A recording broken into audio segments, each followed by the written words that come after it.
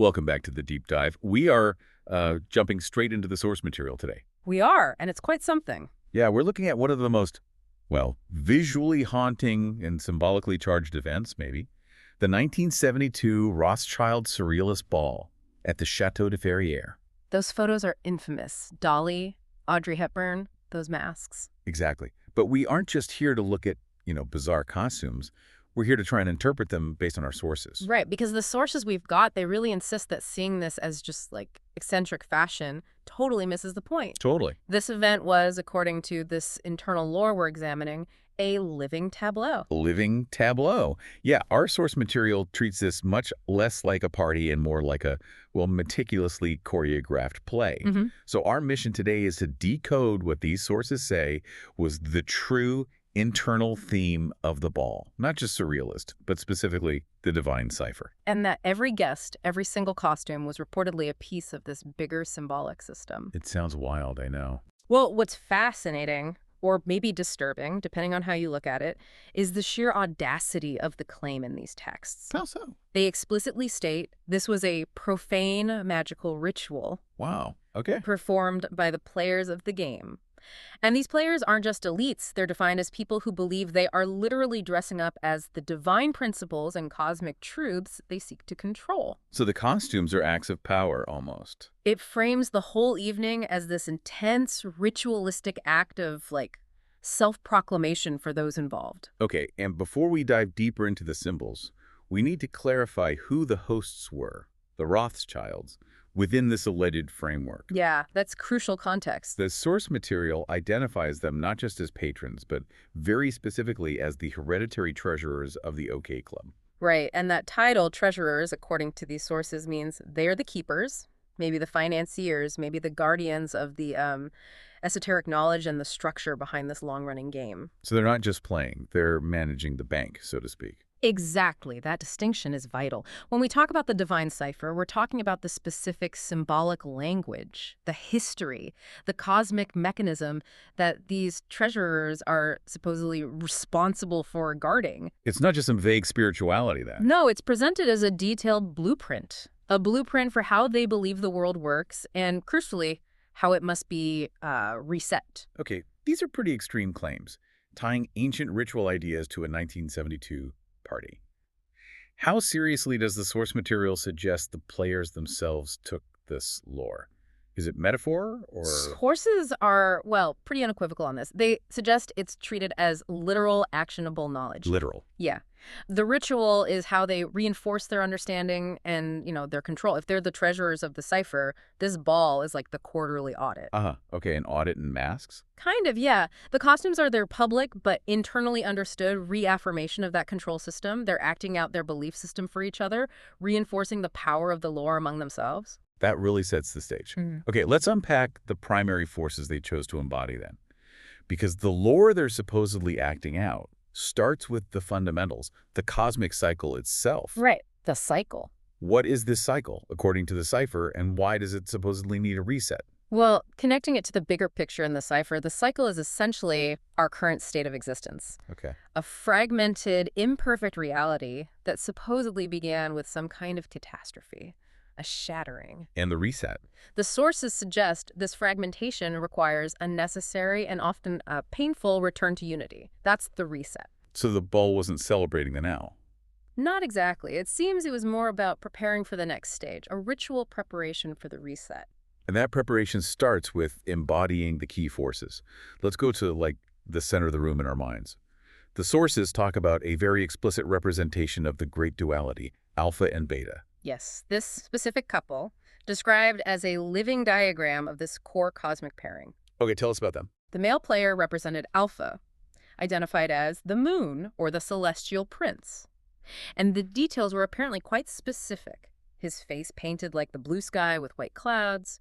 He's the reflective, maybe the intellectual aspect. The prince of reflection. Okay. And his counterpart. The female player. She represented Beta, the sun, the solar queen, and she was covered entirely in gold. Gold? Why gold? The sacred metal in this particular lore. So you have the prince of the moon and the queen of the sun standing together, embodying the ultimate cosmic lock and key. you could say. Lock and key. That's interesting. So it's not just status, it's an esoteric identity they're claiming. Exactly. And the critical insight here, linking directly to why a reset is needed, is that the sources identify the peak of the cycle, the moment of culmination, as requiring a reunion of these two forces, alpha and beta, moon and sun. A reunion, like an eclipse. Precisely. They are the fragmented duality, right? The sources explicitly suggest the reset of the cosmic cycle is when the sun, the key, beta, and the moon, the lock, alpha, must come together for the reunion eclipse. So this couple wasn't just dressing up, they were physically declaring their role as the necessary components for that final unifying moment. They weren't just wearing masks. They were, in their minds, claiming the titles needed to unlock the universe's next phase. That's a powerful internal statement to make at a party. It is. But the costumes, according to the sources, went beyond just showing the current duality. They detailed the whole timeline of this lore from the beginning right up to the anticipated future. Why display the whole thing in one night? Well, the thinking seems to be that the ritual needs to encompass the full scope of their operational blueprint. You have to acknowledge the origin point first. Which is? The fragmentation. And this was represented by quite a chilling costume, actually. A guest wearing a mask that looked like a broken plate. A broken plate. Okay, to anyone else, that just looks odd. Maybe lazy. Right. But symbolically, within this cipher, it's incredibly heavy. Why? It represents the source of all the sorrow and complexity in the current cycle. According to the sources, that broken plate is a direct visual metaphor for the dismembered monarch. Like Osiris or Nimrod, those kinds of myths. Exactly like those ancient renewal myths involving gods being torn apart. The source states that the fragmentation of this shattered god is the event that began the cycle. Okay, so it's the original cosmic wound. The moment order broke down, which necessitates the whole game and the eventual reset to fix it. You got it. That's the starting point they had to acknowledge. So you've got the past, the shattered god, the present, the duality preparing for reunion. Now, let's move to the centerpiece of the ritual, detailing the coming sacrifice, embodied by the hostess herself, Marie-Hélène de Rothschild. Yes, her outfit really placed her at the emotional and ritual heart of the night. She wore the head of a stag. The stag's head? Why a stag? In this specific lore, the stag isn't just an animal. It's identified as the sacred animal avatar, the king of the forest.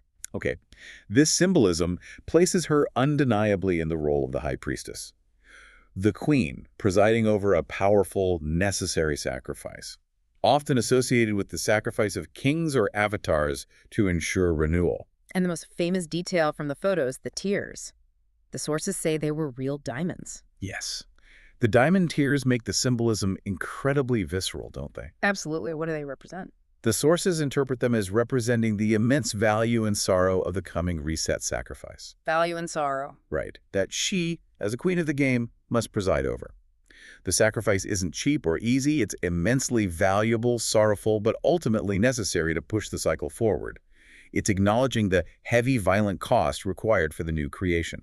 It's quite something when you frame it like that. The sacrifice isn't just destruction. It's portrayed as a kind of necessary, painful investment. They've physically embodied the sorrowful, expensive cost needed to get to the next stage. That's the claim. Okay. And that acknowledgement of cost leads where? To the future. Directly to the future. The anticipated end result of the reunion eclipse and the sacrifice. And this transition is represented by yet another powerful costume described in the sources, the androgynous monarch. Right, the fused being. Right. One who inherits the new cycle after reset. Exactly. Another guest wore a hat representing this fused being, identified in the cipher as Kayseri. This is the synthesis of alpha and beta, sun and moon, the perfect balanced ruler for the new age that follows the reset. And the hat itself was symbolic. Highly symbolic. It apparently had two faces, one looking forward and one in profile. Seeing both past and future. That's the interpretation, a being who sees both the past and the future of the cycle. They embody the complete timeline, the full knowledge. Like a Janus. Similar energy, yes. But crucially, there was something else on the hat. What was that? Right on top of this dual-faced hat. An egg. An egg. The sources are very clear. This is the ultimate symbol of the cosmic egg. It represents the new creation that will be born from the reset. The payoff. The promise that the sacrifice and the reunion worked. Exactly. It's the physical promise of renewal. You know, it's interesting they chose an egg. It's inherently fragile, isn't it?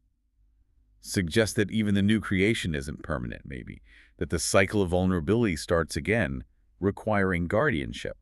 That's a really insightful point. Maybe that fragility ensures the game continues and that the treasurers retain their purpose. Keeps them in business, so to speak. Perhaps. Yeah. So in one room, through these incredibly elaborate, interconnected costumes, each supposedly a key to this divine cipher, the elites allegedly acted out the entire cosmic timeline of their secret lore. From the beginning. The broken god, Through the present. the duality, the queen's sorrowful duty, And the ultimate outcome. the fused monarch, and the cosmic egg, all laid out.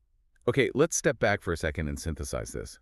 If we take the source material's claims seriously, it completely reframes the purpose of that 1972 ball. It does. The synthesis is pretty clear from these texts. The Rothschild Surrealist Ball was, well, profoundly mislabeled by the public, if this is true. It wasn't just artistic expression for the super rich. It was. It was a grand ritual, a powerful magical act, according to them, a celebration of their knowledge where the elites physically became the gods and demons of their own game. The art was the cover story? The necessary veil, perhaps?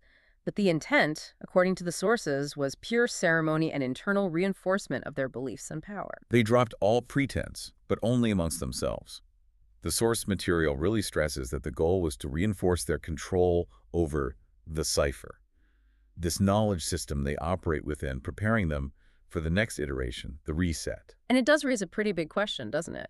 When the most powerful figures in society allegedly use such specific, detailed lore, lore depicting the dismemberment of a god starting the cycle, the anticipation of a sun and moon reunion eclipse for the reset, the birth of a cosmic egg, all acted out in a single night. What does that suggest? When this lore is used not just as like a deeply held belief system, but as an active mechanism to reinforce their perceived control over time and reality itself? It suggests that for these players, knowledge is power, and ritual is the binding contract. They perhaps believe they aren't just observers of the cosmic timeline, But active participants. active participants, high priests even, preparing the way for the next iteration of the cycle, and, crucially, positioning themselves to maintain control through whatever comes next, through the storm of the reset. So, we've seen the claim that these elites depicted the entire cosmic timeline, from the monarch's dismemberment starting the cycle to anticipating the reset and the birth of the cosmic egg all in one night. What does it really suggest when the most powerful figures use such specific lore, not just for belief, but as a mechanism to reinforce their perceived control? Something to mull over, perhaps, as you contemplate those diamond tears on that stag's head. Indeed. That's all the time we have for this deep dive. We'll see you next time.